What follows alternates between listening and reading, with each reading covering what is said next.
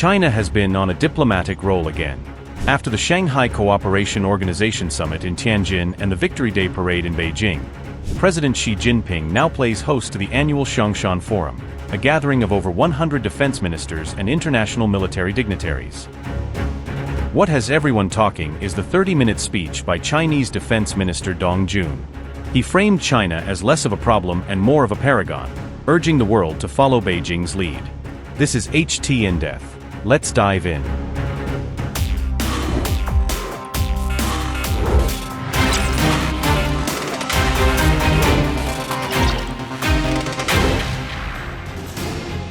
China's People's Liberation Army is the world's biggest standing army and has been undergoing a dramatic modernization program since President Xi Jinping took power in 2013.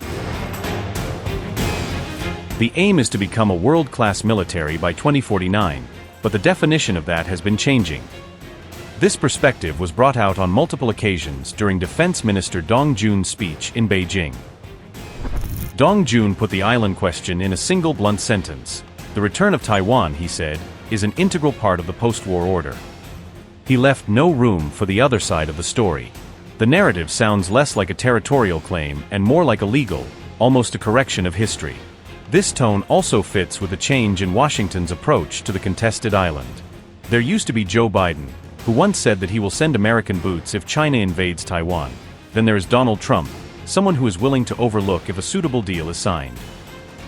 When Dong said China upholds its territorial sovereignty and maritime rights in the South China Sea, he was speaking the language Beijing has used for years. But he paired it with a new diplomatic argument, that China's actions stabilize rather than destabilize the region. In the last few years, Beijing has hardened a network of facilities, radars and dual-use bases.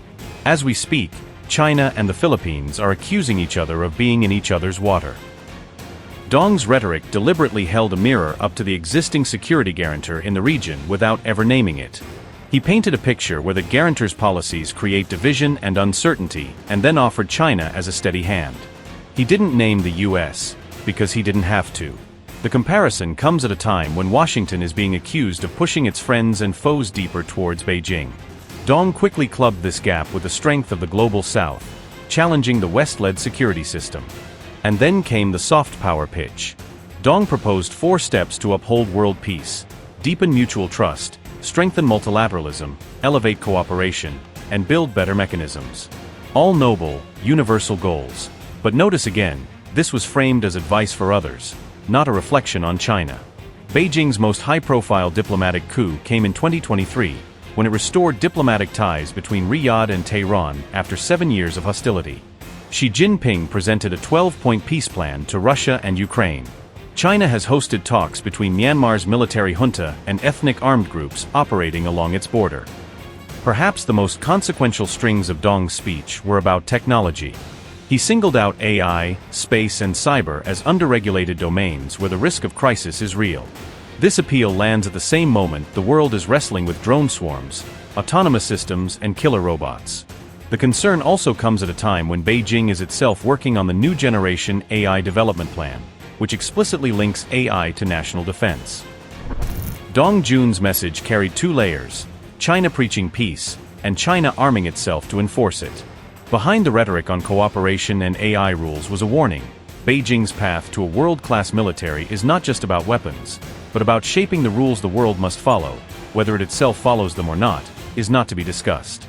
You have been watching HT in Depth. Stay tuned.